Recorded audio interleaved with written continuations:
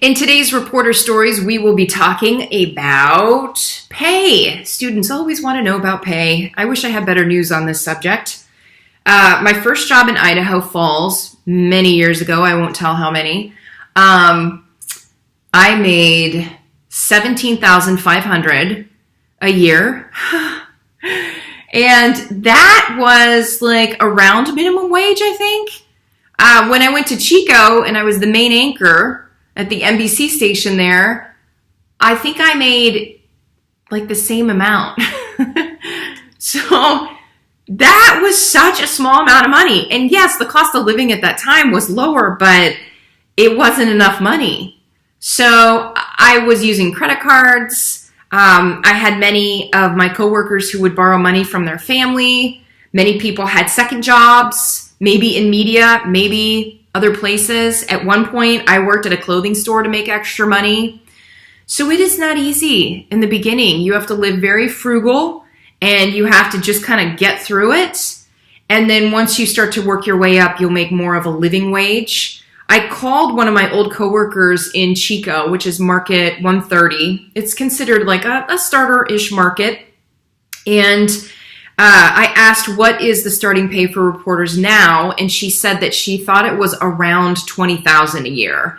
So again, in a lot of these, or I would say probably all or most of these very beginning smaller markets where you would get a beginning job, you will be making around minimum wage.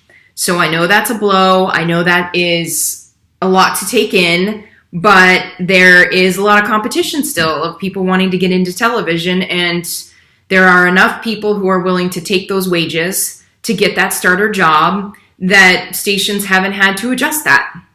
There's no reason to. They don't have to. And I wished all these years later that, something had changed, but it hasn't changed. So that is something for you to, I don't say that to scare you. I just say that to be realistic. You really have to want this. Whether you're becoming a reporter, weather person, sports reporter, you want to be an investigative reporter, you want to work for Vice News, you have to start somewhere. You have to start somewhere and start putting the stories together. And so the easiest and most common way to do this is to start at a small station. You want to be an entertainment reporter in Los Angeles? I got news for you. Most people don't just end up on the red carpet. You have to start somewhere. So if you want to go to a station that's small and work on your stories, but also really try to focus on entertainment stories, then you can make that real, show yourself in a professional environment, and keep moving your way up and try to get yourself to LA. But you have to put in that time. So when I went to Sacramento, I made more money, more than double what I was making. So it's never enough, right? But it definitely was more of a living wage. And Sacramento is a much bigger market. It's around like market 19. So I made a huge jump from Chico to Sacramento. And then San Francisco is around top 5. And so that was where I made the most money. And finally wasn't complaining about money. So to get to a market that high, it usually takes people around 8 to 10 years of practice, of work. There are exceptions. But I would say most of the people that I worked with there had put in time at a few other stations before they got up to a market of that size. So that's something to think about. First couple stations, expect to not make a lot of money.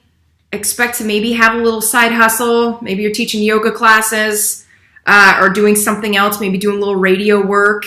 And then it will get better eventually. The longer you put in the time and move your way up the ladder.